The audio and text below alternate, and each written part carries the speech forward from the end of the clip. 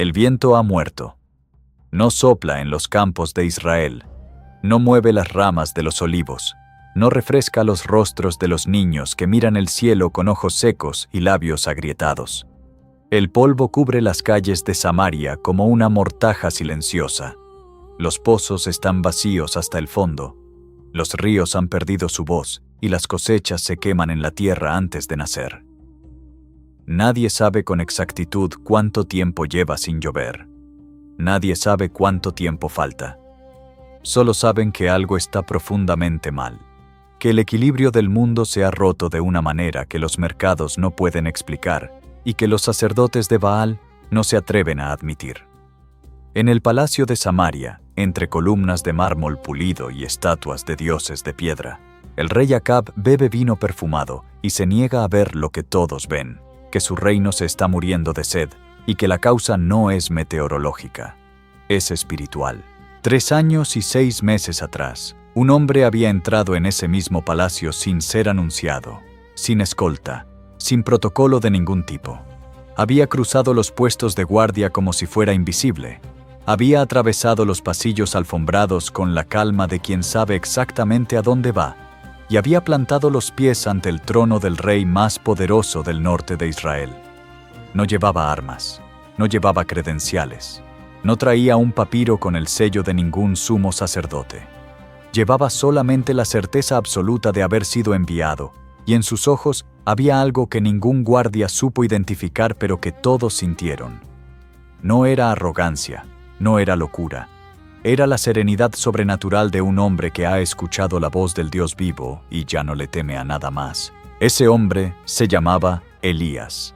Elías el Tisbita, de Galaad, de la región montañosa al oriente del Jordán, un territorio áspero y olvidado que no producía reyes ni sacerdotes célebres.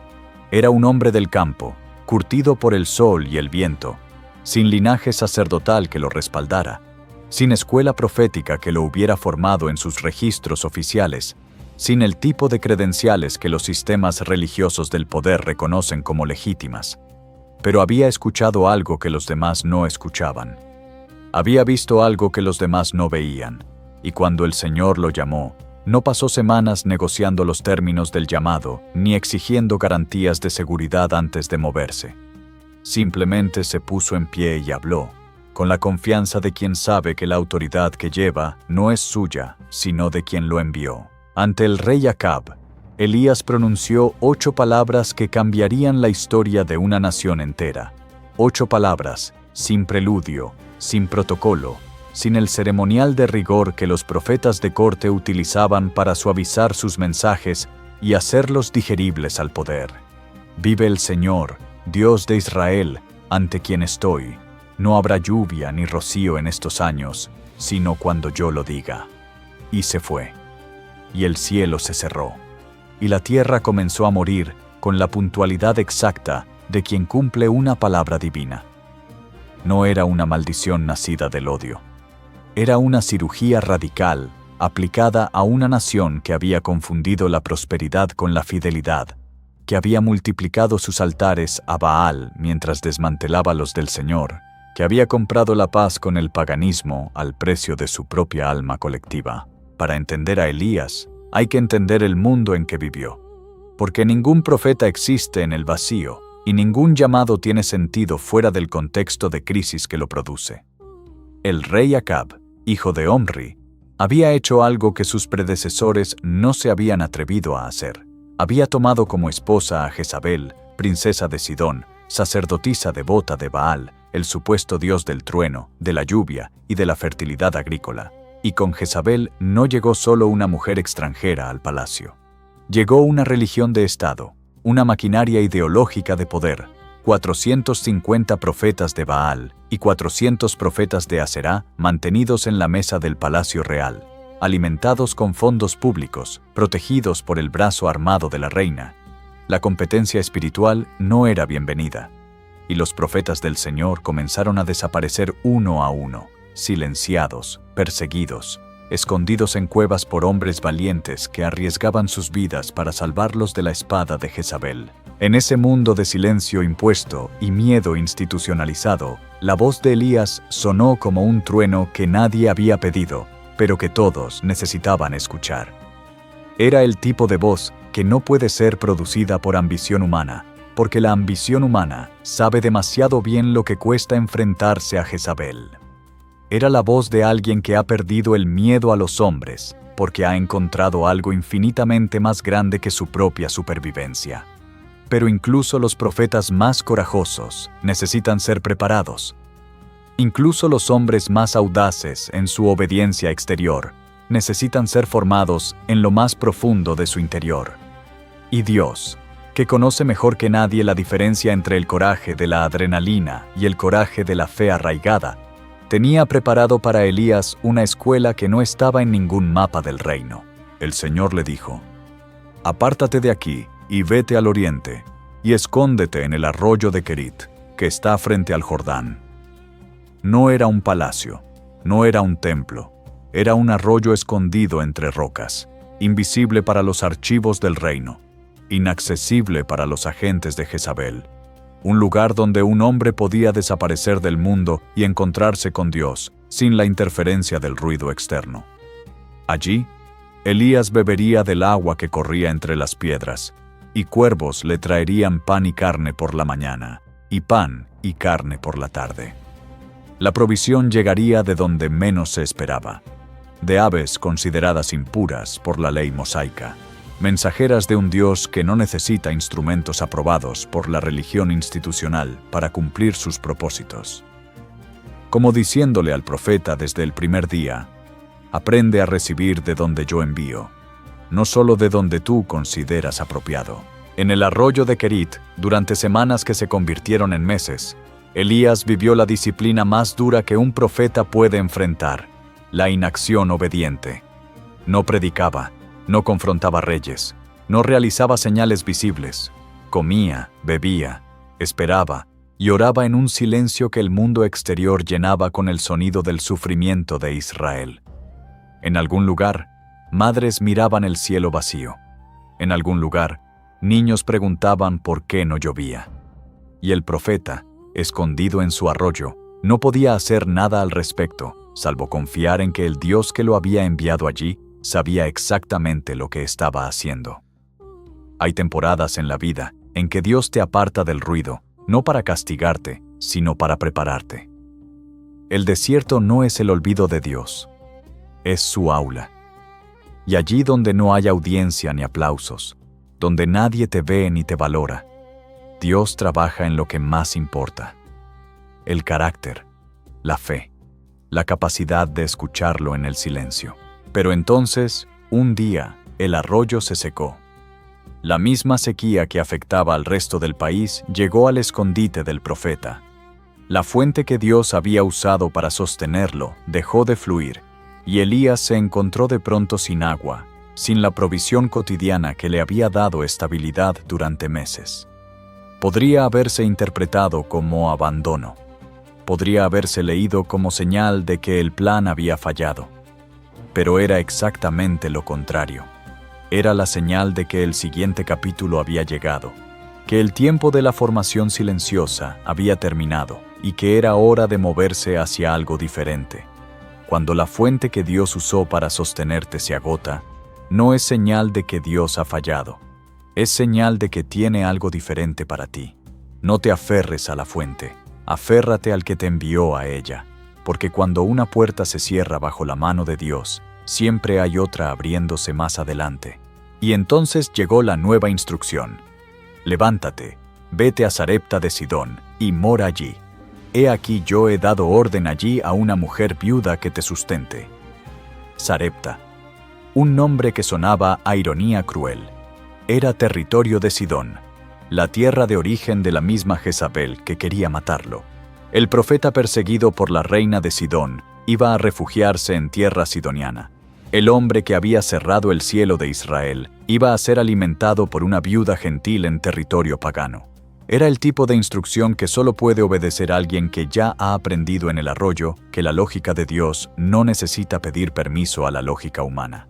Elías se levantó, se fue, y en el camino hacia Sarepta, Estaba a punto de vivir algo que lo prepararía para el mayor enfrentamiento de su vida. La ciudad de Sarepta olía a polvo y a resignación.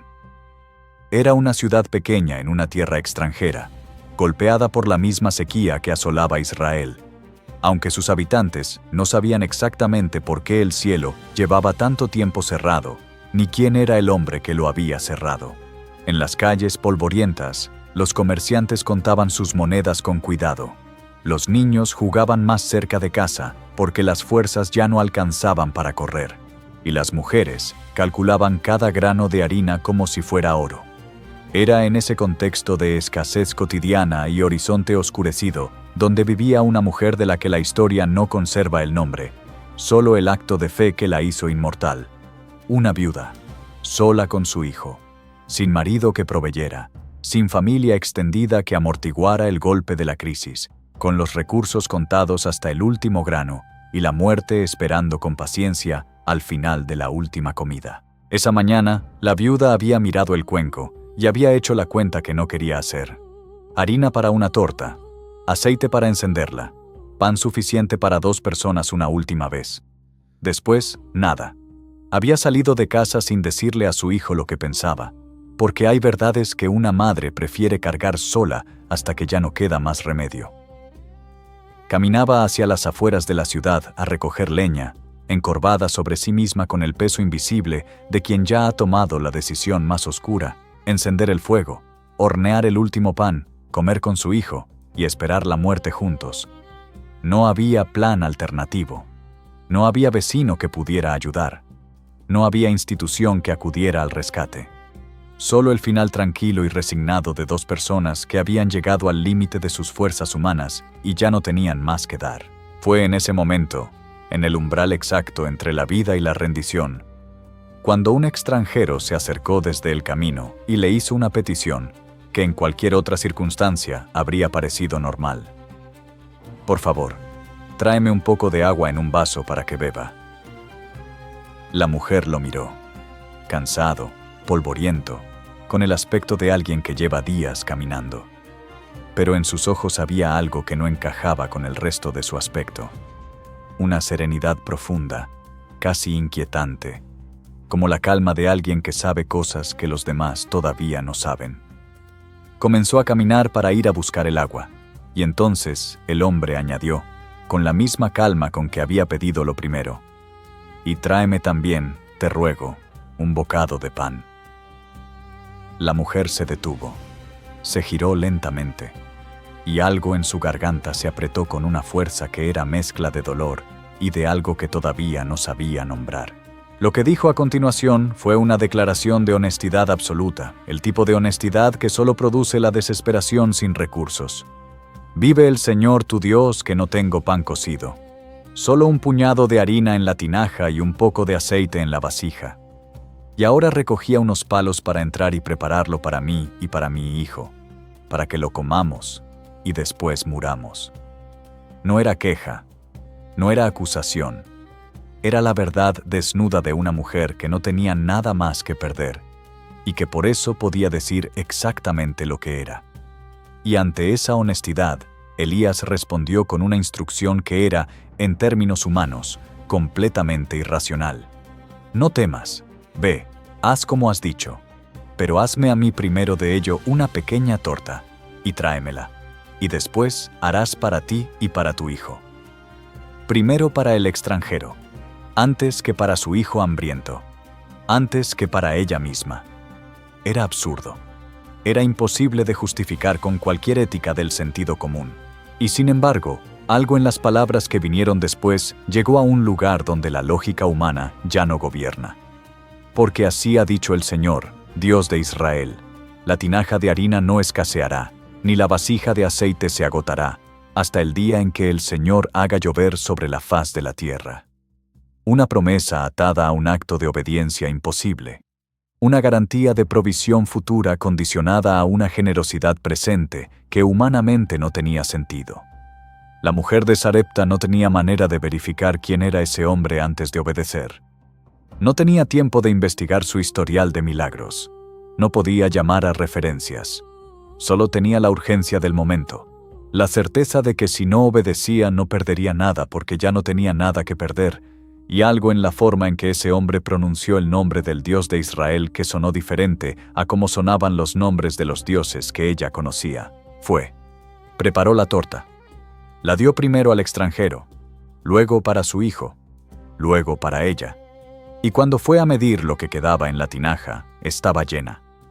No rebosante de manera escandalosa, no vacía como habría sido lo previsible, sino llena de manera silenciosa y sin explicación, como si nunca hubiera sido tocada. Y el aceite igual, suficiente, siempre suficiente para ese día, nunca sobrante hasta el desperdicio, pero nunca faltante hasta la desesperación.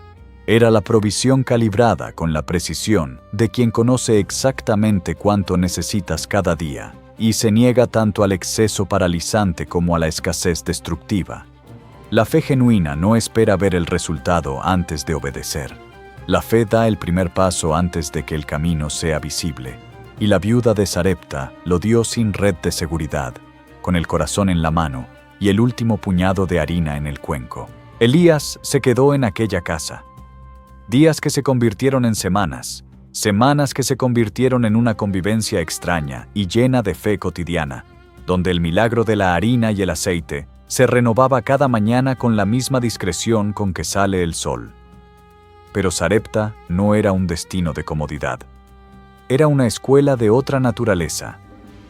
Dios estaba enseñando a su profeta algo que ningún discurso ante multitudes puede enseñar: la intimidad con el sufrimiento humano particular, el nombre de una sola mujer, la cara de un solo niño, el peso de una sola historia de desesperación convertida en fe.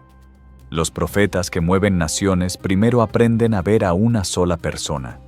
Los que pueden hablar al corazón de un pueblo son los que han aprendido a sentarse junto a un individuo en su momento de mayor oscuridad y a no apartar la mirada.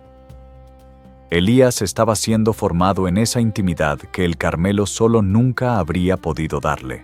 Y entonces, sin que nadie lo esperara, la prueba más oscura llegó desde dentro de la misma casa donde la fe había producido su primer milagro visible. El hijo de la viuda enfermó de repente, con una violencia que dejó sin palabras a quien la observaba. La fiebre subió hora tras hora, la respiración se hizo más débil, más entrecortada, más lejana, hasta que dejó de escucharse del todo. El niño estaba muerto. En esa misma casa donde el pan nunca había faltado, donde el aceite nunca se había agotado, donde la providencia de Dios había operado con una puntualidad que parecía burlarse de la sequía del mundo exterior. La muerte había entrado sin pedir permiso, y se había llevado lo más preciado. La madre subió al cuarto de Elías con un grito que era también una acusación. ¿Qué tengo yo que ver contigo, varón de Dios? Has venido a mí para traer a memoria mi iniquidad y para hacer morir a mi hijo. La acusación era comprensible. El dolor tiene su propia lógica, y cuando el dolor es insoportable, busca un responsable para poder nombrarlo. Pero Elías no respondió con teología. Respondió con acción. Bajó las escaleras, miró al niño inerte y frío. Lo tomó en sus brazos con la misma calma con que había tomado la torta que la viuda le había ofrecido primero. Lo llevó a su propia cama y se tendió sobre él 3 veces, extendiendo su cuerpo completo sobre el cuerpo sin vida, como si quisiera transferirle con su propio calor, el calor de la vida que solo Dios podía dar. Y clamó al Señor con una honestidad que no disfrazaba la confusión. Señor, Dios mío, también a la viuda en cuya casa estoy hospedado, has puesto en aflicción, matando a su hijo. Te ruego, Señor Dios mío, que el alma de este niño vuelva a él. No había un manual para lo que estaba haciendo. No había un precedente conocido de un profeta israelita que hubiera resucitado a un muerto. Era pedirle a Dios algo que la muerte había sellado como definitivo. Y el alma del niño volvió. El pecho comenzó a moverse con el ritmo irregular pero glorioso del que vuelve de un lugar muy lejano. Los ojos se abrieron, confusos y brillantes. Un llanto débil, maravilloso. El llanto de alguien que respira de nuevo porque alguien oró por él sin rendirse. Elías lo tomó en brazos, bajó las escaleras, lo puso en los brazos de su madre y dijo simplemente: «Tu hijo vive». La mujer lo miró a él, luego a su hijo, luego volvió a mirar al profeta con ojos que ya no tenían acusación, sino algo mucho más grande y más difícil de sostener: reconocimiento. Ahora conozco que tú eres varón de Dios y que la palabra del Señor en tu boca es verdad. No existe situación tan muerta que Dios no pueda resucitar. No existe puerta tan cerrada que Él no pueda abrir.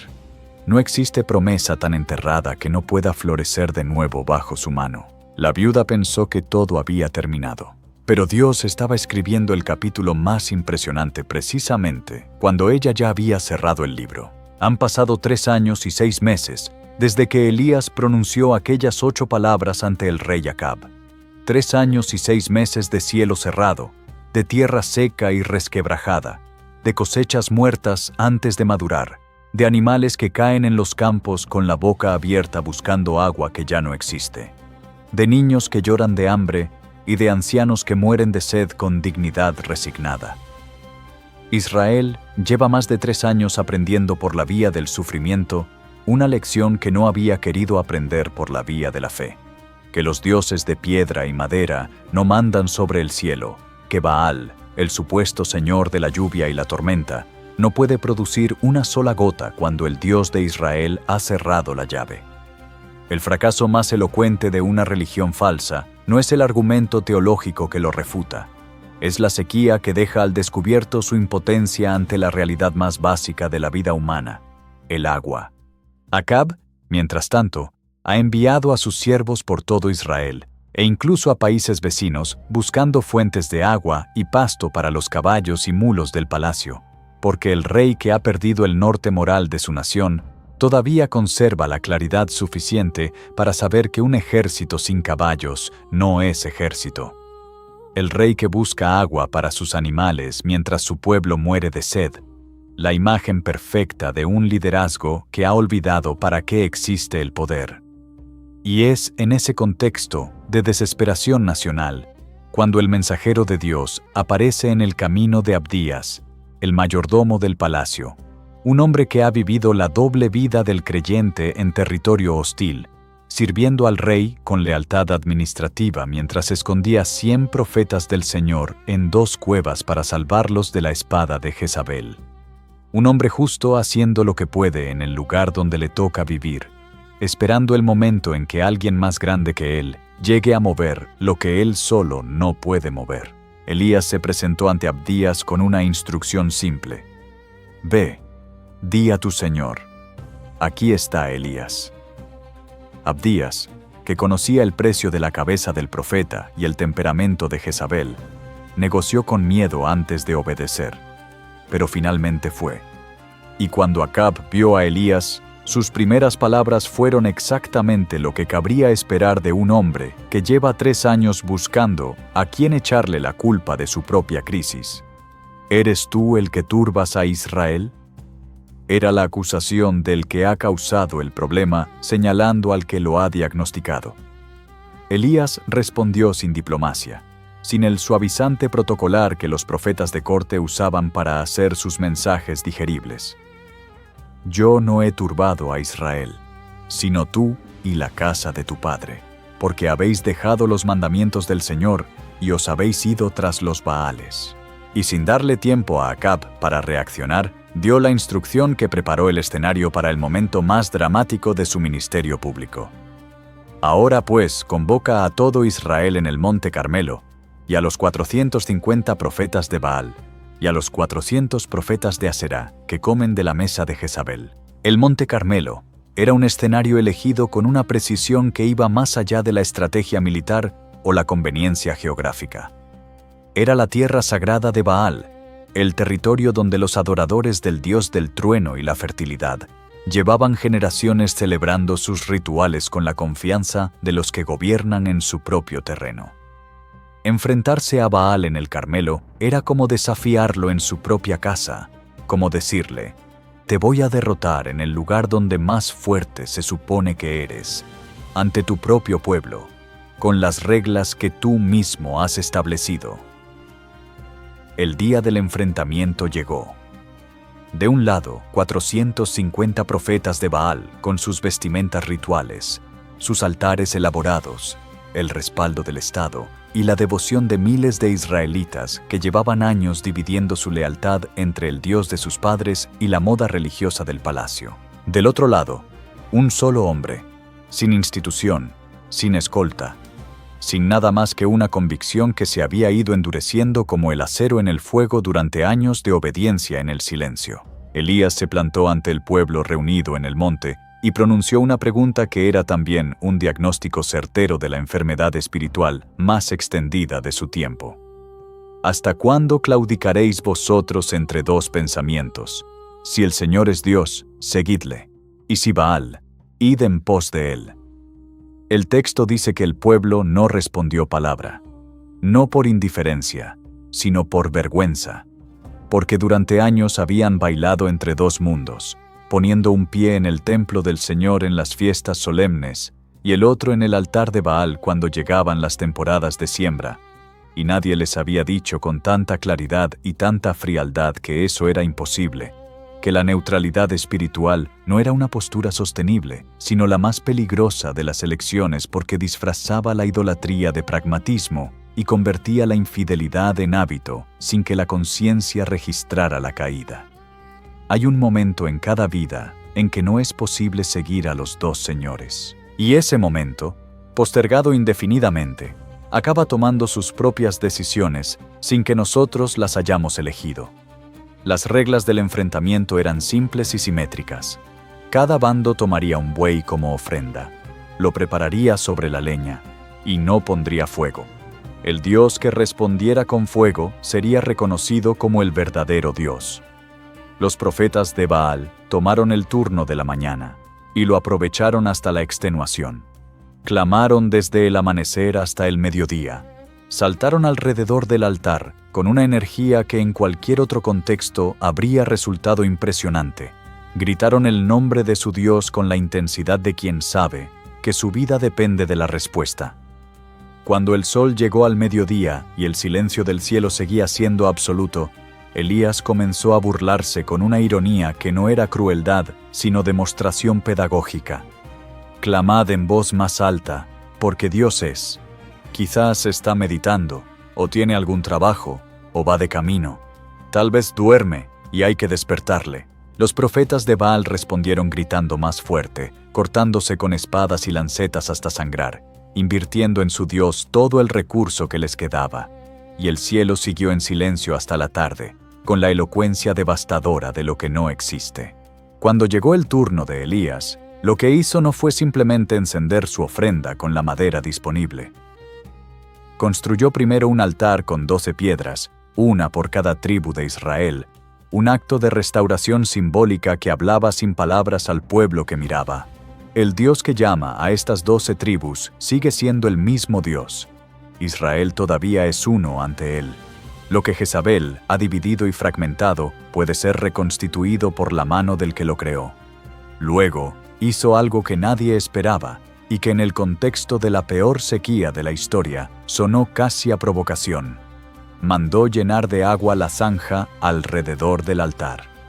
3 veces, hasta que el agua corría sobre la ofrenda, empapaba la leña, llenaba la zanja como un río. Agua preciosa, escasa, imposible de conseguir. Agua derramada deliberadamente sobre su propia ofrenda, como diciéndole a Dios, no necesito que lo hagas fácil. Hazlo imposible. Hazlo de manera que nadie pueda explicarlo de otra manera que no seas tú. Y entonces oró. No gritó, no saltó, no realizó ningún ritual elaborado. Se limitó a hablar con Dios con la confianza sencilla y directa de quien tiene una relación real con quien le escucha. Señor, Dios de Abraham, de Isaac y de Israel, sea hoy manifiesto que tú eres Dios en Israel, y que yo soy tu siervo, y que por mandato tuyo he hecho todas estas cosas. Respóndeme, Señor, respóndeme, para que conozca este pueblo que tú, oh Señor, eres el Dios, y que tú vuelves a ti el corazón de ellos. Era una oración de apenas 2 frases, medida en tiempo de locución, pero contenía todo lo esencial. el reconocimiento de la identidad de Dios, la confirmación de la obediencia del profeta, y la petición orientada no hacia la gloria personal, sino hacia la restauración del pueblo. Elías no pedía que el fuego cayera para demostrar que él tenía razón. Pedía que cayera para que Israel volviera su corazón al Dios que los había elegido antes de que ellos pudieran elegir nada. El fuego cayó con una velocidad y una intensidad que no dejó espacio para la duda ni para la interpretación alternativa. No una llama, no una chispa producida por algún truco de prestidigitación. Fuego del Señor, fuego del cielo, que consumió el holocausto, consumió la leña, consumió las piedras del altar, consumió el polvo y lamió el agua de la zanja hasta dejarla seca con la eficiencia de lo sobrenatural, operando sin fricción en el mundo natural. El pueblo que había guardado silencio ante la pregunta de Elías, que no había podido responder cuando se le pidió que eligiera. Ese mismo pueblo cayó de rodillas con un movimiento unánime que no necesitó organización ni liderazgo, y el grito que salió de miles de gargantas fue uno solo, repetido 2 veces, como si la magnitud de lo que acababan de ver exigiera ser dicho 2 veces para ser creído. El Señor es el Dios. El Señor es el Dios. Era la confesión más cara del mundo, la que había costado 3 años y 6 meses de sequía, 450 profetas derrotados y un altar empapado de agua incendiado por el fuego del cielo. Pero era verdadera. Y las confesiones verdaderas, aunque tarden, siempre son más valiosas que las que se hacen por costumbre. Después del fuego, vino la lluvia. Elías subió a la cima del Carmelo, se inclinó en tierra con el rostro entre las rodillas, y mandó a su siervo mirar hacia el mar 7 veces. 6 veces. El cielo estaba vacío y despejado con la crueldad del cielo, que lleva años sin cumplir su promesa. A la 7ª, una nube pequeña como la palma de una mano subía del mar. Basta. Era suficiente señal para quien ha aprendido a creer antes de ver el resultado completo.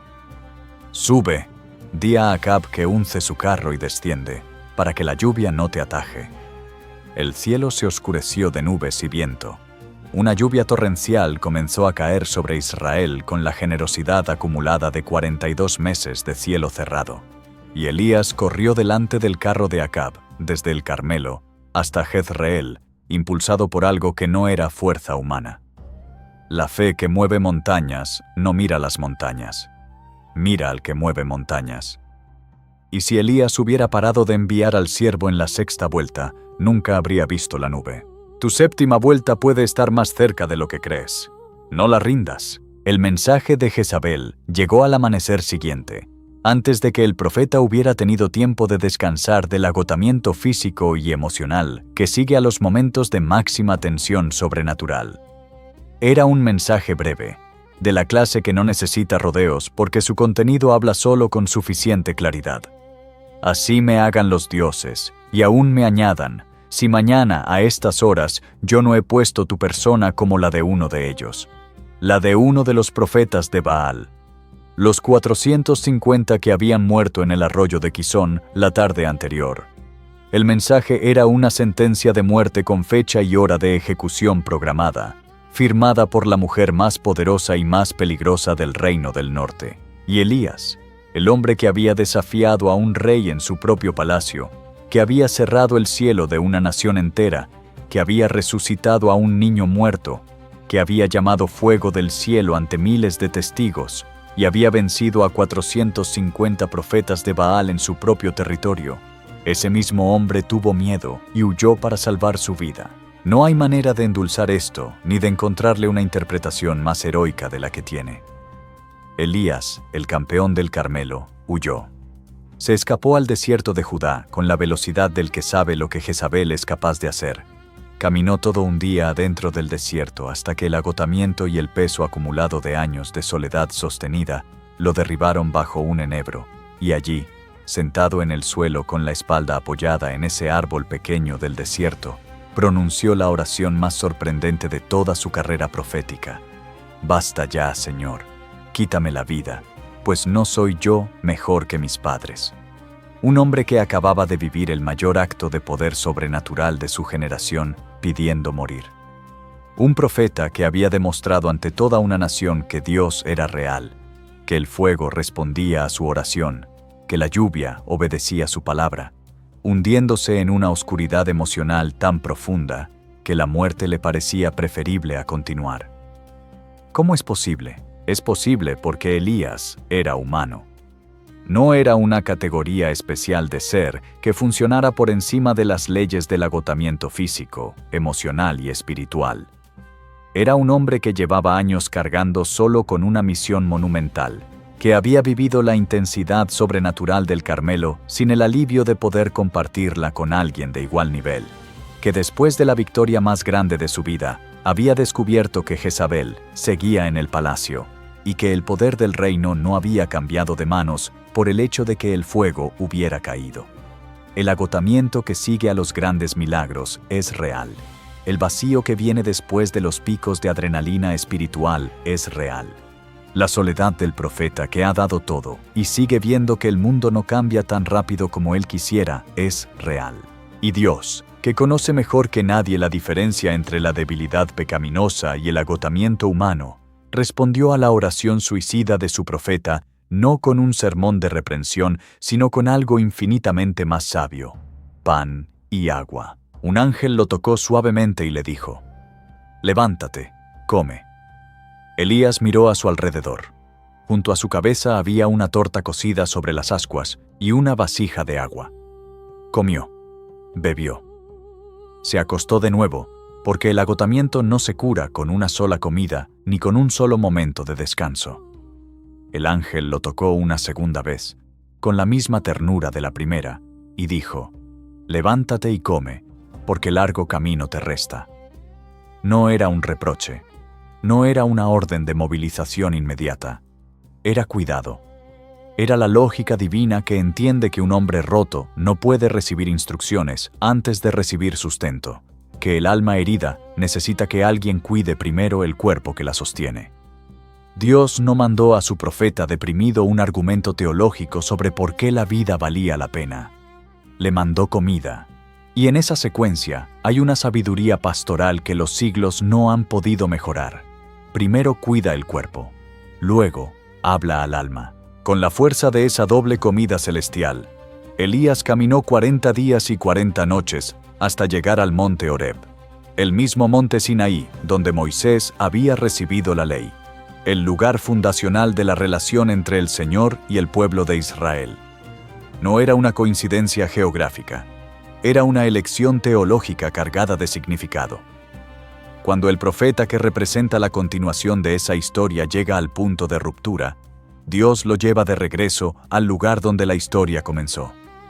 Como diciéndole: vuelve al principio, vuelve a lo fundamental, vuelve al lugar donde yo mismo establecí los términos de esta relación. Porque lo que sientes que se ha roto, necesita ser reconstruido desde los cimientos. Elías llegó al Horeb y se metió en una cueva. El hombre del fuego público escondido en las entrañas de la montaña de Dios. Y allí, en ese silencio de roca antigua, la voz del Señor llegó a él con una pregunta que no buscaba información, sino apertura. ¿Qué haces aquí, Elías? La respuesta del profeta fue una radiografía de su estado interior. Y su honestidad resulta conmovedora precisamente porque no intenta presentarse de manera favorable. He sentido un vivo celo por el Señor Dios de los ejércitos, porque los hijos de Israel han dejado tu pacto, han derribado tus altares y han matado a espada a tus profetas, y solo yo he quedado, y me buscan para quitarme la vida. 3 afirmaciones que revelan el estado de alguien en crisis espiritual profunda. Primera, he dado todo lo que tenía. Segunda, nada ha cambiado de fondo. Tercera, estoy solo. La sensación de ser el único es una de las mentiras más eficaces que el agotamiento produce. Cuando estás en el fondo, el mundo se estrecha hasta que solo te ves a ti mismo, solo, contra todo, sin nadie que entienda ni acompañe. Y sin embargo, Dios le diría pronto a Elías con precisión quirúrgica: hay 7,000 en Israel que no se han arrodillado ante Baal. 7,000. El profeta estaba rodeado de creyentes que el agotamiento le impedía ver. El Señor le ordenó salir de la cueva y ponerse en el monte delante de él. Y lo que sucedió a continuación es una de las revelaciones más profundas sobre la naturaleza de Dios que contiene todo el Antiguo Testamento. Llegó un viento tan violento que partía las montañas y quebraba las rocas, el tipo de viento que en cualquier tradición religiosa antigua habría sido interpretado como la presencia inequívoca de la divinidad. Pero el Señor no estaba en el viento. Después del viento llegó un terremoto, la sacudida de la tierra que hace que los hombres más arrogantes recuerden su fragilidad. Pero el Señor no estaba en el terremoto. Después del terremoto llegó el fuego, el mismo fuego que había descendido en el Carmelo y que Elías asociaba de manera natural con la presencia y el poder divino. Pero el Señor no estaba en el fuego. Y después del fuego llegó algo tan discreto y tan inesperado que el texto hebreo lo describe con una combinación de palabras que los traductores han rendido de distintas maneras. Una voz apacible y delicada, un murmullo suave, una voz delgada y quieta. Y Elías, que no se había movido ante el viento devastador, que no había reaccionado ante el terremoto, que había permanecido en la cueva mientras el fuego recorría el monte, cuando escuchó ese murmullo suave, cubrió su rostro con el manto y salió a la entrada de la cueva. La reacción es reveladora. El espectáculo sobrenatural no lo movió, pero el susurro sí.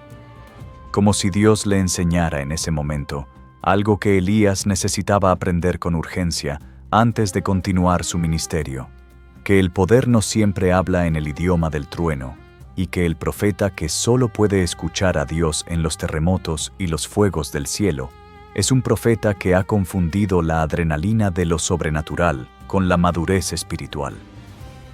El profeta que puede escuchar a Dios en el murmullo suave después de la tormenta, ha llegado a algo que el espectáculo nunca pudo darle: la capacidad de estar quieto, de no llenar el silencio con su propio miedo, de esperar que Dios hable en la frecuencia que Él elige. Aprende a buscarle en el murmullo tanto como en el milagro.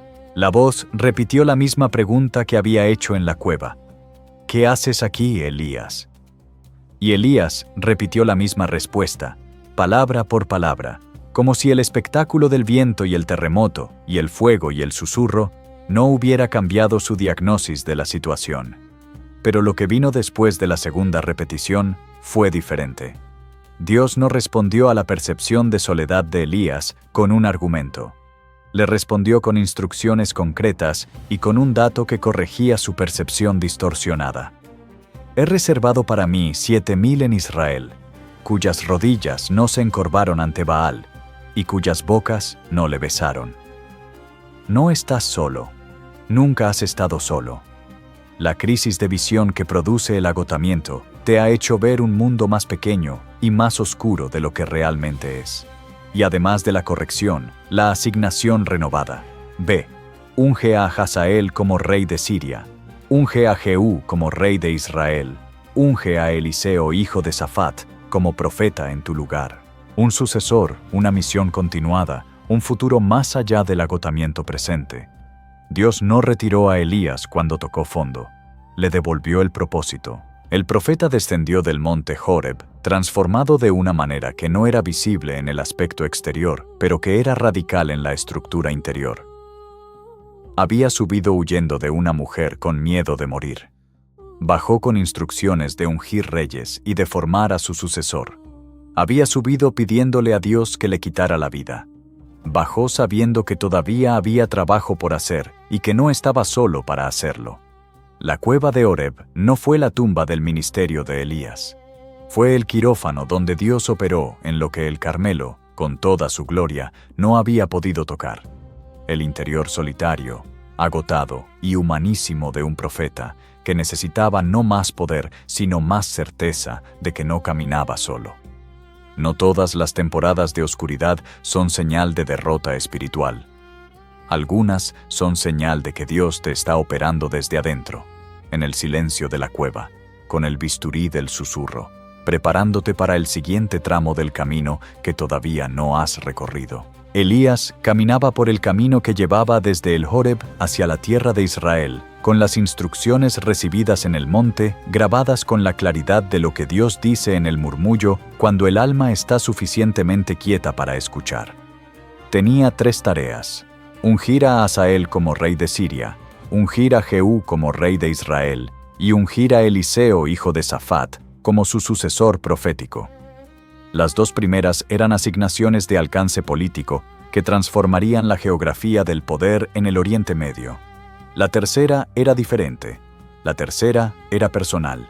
Era reconocer que ningún llamado cumple su propósito completo si no produce a alguien que pueda continuarlo cuando el que lo llevó ya no esté. Era la lección más difícil de aprender para un profeta que había cargado solo durante tanto tiempo que la soledad se había convertido en su estado normal. Que el legado de la fe se transmite en personas, no en monumentos. Cuando Elías llegó al campo, donde Eliseo, hijo de Safat, araba con 12 yuntas de bueyes, lo que encontró no era el perfil de alguien que pareciera destinado a convertirse en el sucesor del profeta más poderoso de Israel. 12 yuntas de bueyes era señal de riqueza, de trabajo arduo y metódico, de raíces profundas en la tierra familiar. Eliseo no era un hombre del desierto, ni un nómada espiritual en busca de significado. Era alguien con una vida establecida, con responsabilidades concretas, con un lugar definido en la estructura social de su comunidad. No era el candidato obvio, pero el llamado de Dios rara vez busca al candidato obvio. Busca al disponible. Y lo que hizo Elías para convocar a ese hombre a su lado fue un gesto tan simple que su simplicidad misma resultaba contundente.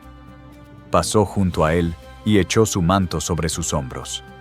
Sin palabras, sin discurso, sin explicación de lo que eso significaba. El manto habló solo. Eliseo soltó los bueyes y corrió tras Elías. Lo que vino a continuación fue un intercambio breve que revela mucho sobre la naturaleza del llamado divino y sobre cómo lo entendía Elías.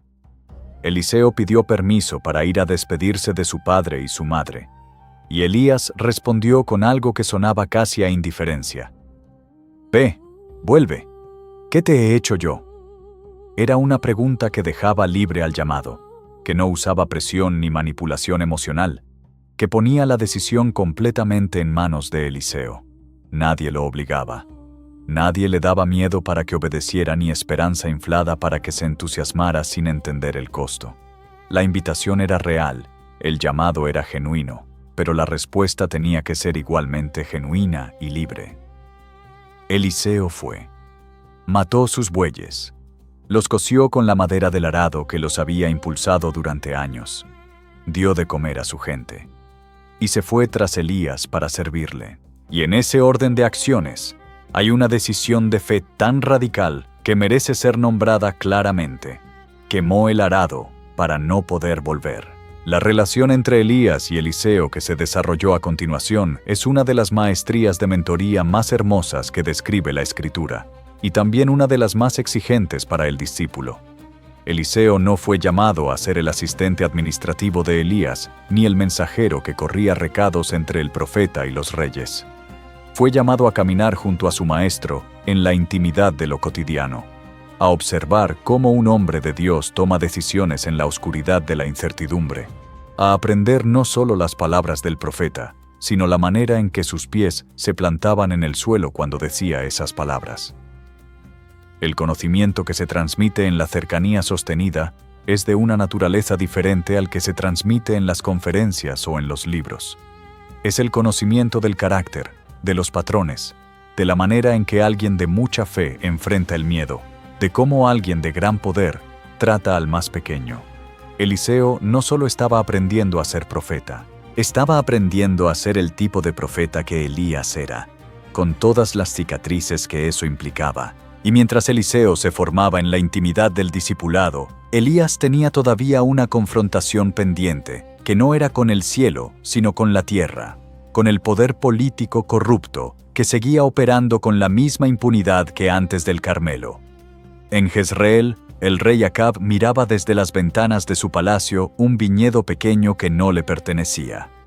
Era el viñedo de Nabot, un hombre piadoso que había heredado esa tierra de sus padres y la cuidaba con la reverencia que en Israel se otorgaba a la herencia familiar, porque la tierra no era simplemente propiedad económica, sino la materialización de la promesa de Dios al pueblo. Acab quería ese viñedo para convertirlo en un huerto de legumbres, y lo pidió con lo que consideraba una oferta razonable, otra viña mejor, o el valor en dinero. Nabot rechazó la oferta no por terquedad, sino por principio. «Guárdeme el Señor de que yo te dé la heredad de mis padres». Era una respuesta que honraba la ley. Y Acab, incapaz de aceptar un no, volvió a su palacio sombrío y se echó en su cama como un niño que no ha conseguido el juguete que quería. Lo que hizo Jezabel cuando encontró a su marido en ese estado de abatimiento infantil es una lección magistral de cómo opera el poder cuando ha perdido toda restricción moral. Escribió cartas en nombre del rey, las selló con el sello real para que tuvieran validez legal, las envió a los ancianos y nobles de la ciudad y ordenó que se levantaran falsos testigos que acusaran a Nabot de blasfemar contra Dios y contra el rey. Era corrupción perfectamente legal, tiranía disfrazada de proceso judicial, el tipo de injusticia que utiliza las formas de la ley para vaciarla de contenido y producir los resultados del crimen, con la apariencia de la legalidad. Los ancianos de la ciudad obedecieron porque el costo de no obedecer a Jezabel era demasiado alto. Los falsos testigos declararon porque alguien les pidió que lo hicieran con la autoridad suficiente para que negarla resultara peligroso. Nabot fue sacado de la ciudad y apedreado hasta morir. Y Jezabel le dijo a Acab: «Levántate, toma la viña de Nabot, ya no vive, sino que ha muerto». En el momento exacto en que Acab caminaba hacia la viña de Nabot para tomar posesión de lo que el crimen había puesto a su disposición, el Señor habló a Elías con la urgencia de quien no puede diferir la justicia. «Levántate, desciende a encontrarte con Acab, rey de Israel, que está en Samaria. He aquí él está en la viña de Nabot, a la cual ha descendido para tomar posesión de ella». Elías fue, y cuando Acab vio al profeta entre las hileras de vides que todavía olían a la sangre inocente de Nabot, su cara reflejó esa mezcla específica de odio y terror que solo produce el encuentro con alguien cuya autoridad reconocemos aunque nos neguemos a reconocerla públicamente. ¿Me has hallado, enemigo mío? La pregunta de quien sabe que ha sido descubierto y llama enemigo al que lo descubre. Elías respondió con 4 palabras que eran también una condena. «Te he encontrado, porque te has vendido a hacer lo malo ante los ojos del Señor». Lo que siguió fue la sentencia más dura que Elías pronunció en toda su carrera. La familia de Acab sería destruida con la misma completitud con que habían sido destruidas las familias de los reyes corruptos que lo habían precedido. Los perros lamerían su sangre en el mismo lugar donde habían lamido la de Nabot.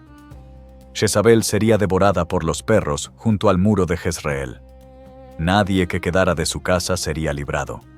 Era justicia divina pronunciada sin atenuantes, sin la diplomacia que los sistemas humanos utilizan para suavizar los veredictos cuando el acusado tiene poder. Y lo que sucedió a continuación fue algo que el texto registra con una honestidad que resulta sorprendente. Acab escuchó cada palabra de la sentencia, y algo en esas palabras llegó a un lugar donde Jezabel nunca había llegado, donde el poder nunca había llegado, donde el vino y los ciervos y los rituales de Baal nunca habían llegado. La conciencia. El rey rasgó sus vestidos, se puso cilicio sobre su carne, ayunó, se tendió en cilicio y anduvo humillado. Dios, que ve el corazón con la misma facilidad con que nosotros vemos el rostro, dijo a Elías: ¿no has visto cómo Acab se ha humillado delante de mí? Pues por cuanto se ha humillado delante de mí, no traeré el mal en sus días. Era misericordia en su forma más desconcertante, extendida hacia un hombre que había acumulado un historial de idolatría, corrupción y debilidad moral que justificaba sobradamente el juicio que había sido pronunciado. Pero la humillación genuina, el reconocimiento verdadero de la propia culpa sin negociación ni justificación, activa algo en el corazón de Dios que ni la acumulación de todos los pecados puede apagar definitivamente. No porque el mal no importe, sino porque la misericordia es más antigua que el juicio y más profunda que la deuda. La misericordia de Dios alcanza incluso a quienes han hecho cosas terribles, cuando su corazón se humilla de verdad. Y esa verdad es igualmente válida para cualquier persona que esté escuchando esta historia en cualquier época de la historia humana. Los días de Elías en el escenario público llegaban a su fin de la manera en que llegan a su fin todos los grandes ministerios que han cumplido su propósito. No con un fracaso, sino con una culminación. Había cerrado el cielo y lo había vuelto a abrir. Había resucitado a un muerto en la oscuridad de una casa privada. Había llamado fuego del cielo ante miles de testigos. Había sobrevivido la cueva del agotamiento más profundo. Había confrontado al rey más corrupto y a la reina más peligrosa de la historia de Israel. Había formado a su sucesor con la paciencia del artesano, que sabe que el mejor regalo que puede hacer al futuro es un hombre formado en la verdad. Y ahora, el Señor tenía preparado para su siervo algo que ningún profeta antes de él había experimentado, y que ninguna mente humana, por más fértil que sea su imaginación, habría podido anticipar.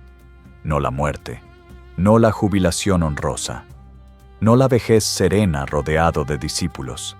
Algo diferente, una transición que desafiaría para siempre la frontera entre lo que los hombres llaman el final y lo que Dios llama simplemente el siguiente capítulo. Hay días en la historia de la humanidad que son únicos de una manera que no admite comparación ni categorización sencilla. Días que no se repiten, que quedan grabados en la memoria de la fe de los pueblos como señales permanentes de que lo que llamamos imposible es únicamente el nombre que le damos a lo que todavía no hemos visto operar bajo la mano de Dios. El día de la partida de Elías fue uno de esos días. Y la circunstancia que lo rodeaba tiene algo que lo hace todavía más impresionante. No fue una sorpresa para nadie. El profeta lo sabía. Eliseo lo sabía. Los hijos de los profetas en Gilgal lo sabían. Los de Betel lo sabían. Los de Jericó lo sabían. Era un secreto a voces que corría de comunidad en comunidad, como corre el rumor de algo que es demasiado grande para ser contenido en el silencio. Hoy el Señor arrebatará a tu Señor de sobre tu cabeza. La muerte puede llegar sin previo aviso, pero esta partida había sido anunciada a los que tenían oídos para escuchar lo que Dios susurraba en el ambiente de ese día. Elías comenzó el día moviéndose de ciudad en ciudad con una urgencia que podría haberse interpretado como rutina, pero que era en realidad una despedida itinerante, el tipo de recorrido que hace alguien que quiere ver por última vez los lugares y las personas que han marcado su camino. En Gilgal dijo a Eliseo: «Quédate aquí ahora, porque el Señor me ha enviado a Betel». Era la primera prueba, y Eliseo respondió con la fidelidad que había caracterizado todo su discipulado. «Vive el Señor, y vive tu alma, que no te dejaré». En Betel, Elías lo intentó de nuevo. «Quédate aquí ahora, porque el Señor me ha enviado a Jericó». Misma respuesta de Eliseo. En Jericó, una tercera vez. «Quédate aquí ahora, porque el Señor me ha enviado al Jordán». Misma respuesta, tercera vez. 3 intentos de Elías de dejarlo atrás, 3 negativas absolutas de Eliseo. Como si el discípulo entendiera algo que el maestro quizás estaba probando deliberadamente. Que los momentos más formativos de un discipulado no son las grandes enseñanzas públicas, sino los últimos pasos antes de la partida. Y que ninguna consideración de cortesía o de obediencia superficial podía justificar abandonar al maestro en ese momento. Caminaron juntos hasta el borde del Jordán. 50 hijos de los profetas los observaban desde lejos, manteniendo una distancia respetuosa ante algo que intuían demasiado sagrado para ser presenciado de cerca. Cuando llegaron a la orilla del río, Elías tomó su manto, lo enrolló y golpeó las aguas con él. El Jordán, el mismo río que había abierto sus aguas para que el pueblo de Israel entrara a la tierra prometida bajo el liderazgo de Josué, volvió a dividirse. Las aguas se apartaron a uno y otro lado, y los 2 hombres cruzaron por tierra seca hacia la orilla oriental. El eco de la historia sagrada era deliberado e inconfundible. Lo que Dios había hecho para una nación entera en el momento de su entrada a la promesa, lo estaba haciendo ahora para un solo hombre en el momento de su salida del mundo visible. Como si sellara la partida de Elías, con el mismo sello sobrenatural con que había sellado la entrada de Israel, afirmando que ambos momentos pertenecían a la misma historia, escrita por la misma mano, con la misma fidelidad de propósito. Una vez al otro lado del Jordán, en esa orilla oriental donde el mundo parecía más quieto y el cielo más cercano, Elías se giró hacia Eliseo y le hizo la oferta más generosa que un maestro puede hacer a su discípulo. Pide lo que quieras que haga por ti, antes que yo sea quitado de ti. Era una pregunta abierta, sin restricciones declaradas, pronunciada por alguien que llevaba décadas operando bajo una unción sobrenatural verificada públicamente. Un hombre con ese historial podría haber prometido riqueza, protección política, reconocimiento público, larga vida, cualquiera de las cosas que los seres humanos consideran más valiosas cuando piensan en lo que querrían que alguien con poder les diera. Pero Eliseo respondió sin dudar y sin que la pregunta le produjera confusión. Te ruego que una doble porción de tu espíritu sea sobre mí. No riqueza, no fama, no protección, el espíritu, y no una porción igual, el doble. Era la petición del hijo primogénito en la tradición de la herencia israelita, donde el mayor recibía doble porción de los bienes del padre. Eliseo no estaba pidiendo ser más que Elías. Estaba reclamando formalmente el lugar del heredero espiritual, el que continúa lo que el padre comenzó. La respuesta de Elías ante esa petición fue honesta con la misma honestidad que había caracterizado todo su ministerio. Cosa difícil pediste. No era una negativa, era la declaración de alguien que sabe que lo que se está pidiendo no está en su poder otorgar directamente. El Espíritu viene de Dios, no del profeta que lo ha llevado. El manto puede cambiar de hombros, pero la unción que el manto representa solo puede ser conferida por quien la da en primer lugar. Si me vieres cuando fuere quitado de ti, así será hecho. Pero si no me vieres, no será así. Era una condición que no era arbitraria. Era pedagógica. Eliseo necesitaba estar presente, con los ojos abiertos, enfocado, testigo consciente del momento de transición, para que la conexión entre lo que Elías había llevado y lo que Eliseo estaba a punto de recibir quedara establecida en su experiencia personal de manera incontestable. No podía recibirlo de oídas. Tenía que verlo. Iban andando y hablando. Dos hombres en una conversación que no tendría continuación en este lado del mundo, caminando juntos por última vez por tierra que ambos conocían, hablando quizás de cosas que el texto no recoge porque pertenecían a esa zona íntima de las relaciones profundas que no necesita testigos ni registro. Y entonces sucedió. Sin anuncio previo, sin cuenta regresiva, sin la preparación ceremonial que los seres humanos siempre queremos dar a los momentos más grandes de la vida, un carro de fuego con caballos de fuego apareció entre ellos y los apartó el uno del otro. El fuego que había caído del cielo en el Carmelo ahora subía al cielo desde la tierra, llevando consigo al hombre que lo había convocado. Elías fue arrebatado al cielo en un torbellino. Y en el tiempo que duró esa ascensión, que ningún texto humano puede describir con exactitud porque ningún lenguaje humano tiene vocabulario para ello, Eliseo lo vio. Con los ojos abiertos, con la mirada fija, sin pestañear. Eliseo lo vio hasta que ya no hubo nada que ver. Y entonces gritó con el dolor del que pierde a su padre y su mejor amigo y su maestro en el mismo instante. Padre mío, carro de Israel y su gente de a caballo. Era un grito de duelo genuino. El tipo de dolor que no se puede racionalizar con teología aunque la teología sea verdadera. El dolor del que sabe que lo que se ha ido era irreemplazable en su forma particular, aunque lo que viene sea igualmente poderoso en su forma nueva. Asió sus propias vestiduras y las rompió en dos partes. El gesto tradicional israelita del luto, la acción corporal de quien necesita expresar exteriormente la ruptura que siente por dentro. Y luego hizo silencio y miró el suelo. Y vio el manto de Elías que había caído durante la ascensión y que estaba ahí, sobre la tierra, esperando. El mismo manto que había sido echado sobre sus hombros junto al campo arado. El mismo que había partido las aguas del Jordán esa misma mañana. Eliseo recogió el manto, volvió al borde del Jordán, se paró en la orilla con el manto en la mano y golpeó las aguas con él, pronunciando una pregunta que no era de duda sino de afirmación buscada. ¿Dónde está el Señor, el Dios de Elías? Y las aguas se dividieron de la misma manera en que se habían dividido momentos antes para los dos hombres juntos. El manto funcionó en las manos de Eliseo. El Dios de Elías respondió al sucesor de Elías. El Espíritu había caído. La doble porción había sido concedida. Los 50 hijos de los profetas, que miraban desde la orilla de Jericó, vieron a Eliseo golpear las aguas, y vieron las aguas dividirse.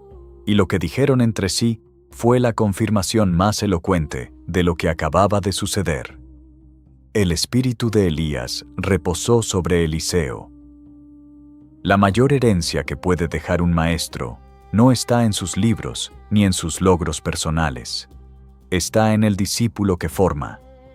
Y esa herencia no muere cuando el maestro parte. Sigue operando en el mundo a través de las manos que recogieron el manto.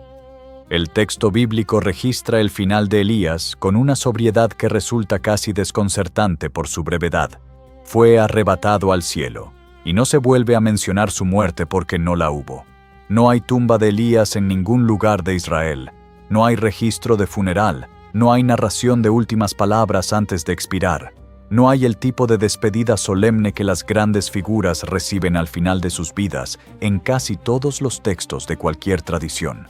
Sencillamente, un día estaba aquí, y al día siguiente no estaba, no porque huyera ni porque lo mataran, sino porque el Señor lo arrebató.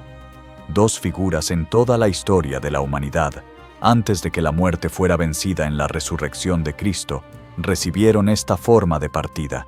Enoc, de quien el Génesis dice que caminó con Dios y desapareció porque Dios se lo llevó. Y Elías, el profeta de fuego, arrebatado en un torbellino. Como si Dios, a lo largo de toda la historia de la salvación, hubiera querido dejar señales de que la muerte no es el único lenguaje en que puede escribirse el final de una vida consagrada a Él.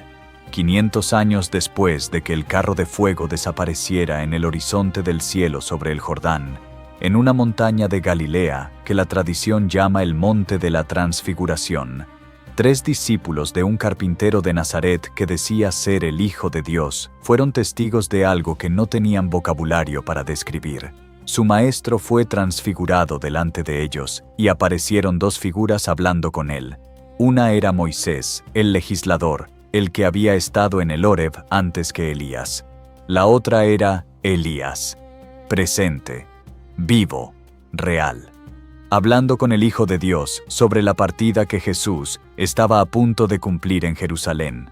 No era una visión simbólica ni una metáfora teológica. Era el profeta que no había muerto, presente en la conversación más importante de la historia humana, como si su presencia allí fuera la demostración definitiva de que el cielo no es un depósito de memorias, sino un lugar donde los que sirvieron a Dios con fidelidad continúan siendo parte activa de la historia que Él está escribiendo. Elías no estaba ausente del mundo, estaba en un plano diferente del mismo mundo, esperando su cita en el último capítulo de la historia. Tú que has llegado hasta aquí y has caminado junto a Elías desde el palacio de Samaria hasta el carro de fuego sobre el Jordán, escucha lo que esta historia le dice directamente a tu vida. Elías no era más que tú en recursos humanos. Tenía miedo. Huyó de Jezabel. Se cansaba. Pidió morir bajo el enebro. Dudaba de sí mismo. Creía que era el único que quedaba. Cometía el error del solitario que carga más de lo que nadie debería cargar solo. Pero tenía algo que tú también puedes tener ahora mismo, en este momento, en la vida que estás viviendo con todas sus grietas y sus glorias mezcladas. La decisión de obedecer aunque no entienda, de hablar aunque tenga miedo, de permanecer cuando todo le decía que se fuera, de recoger el manto después de la pérdida y volver al Jordán a preguntarle a Dios si su poder sigue operando en las manos del sucesor. El manto de Elías no está en ningún museo arqueológico. El Dios de Elías no ha enviado su carta de jubilación. El mismo que cerró el cielo puede cerrarlo. El mismo que lo abrió puede abrirlo. El mismo que llamó fuego puede llamarlo de nuevo. El mismo que susurró en la cueva después del viento y el terremoto y el fuego puede susurrarte a ti ahora mismo, si aprendes a quedarte quieto el tiempo suficiente para escuchar la voz que no grita. La pregunta no es si Dios todavía hace esas cosas. La pregunta es si habrá alguien disponible para llevar el manto. ¿Lo recoges tú?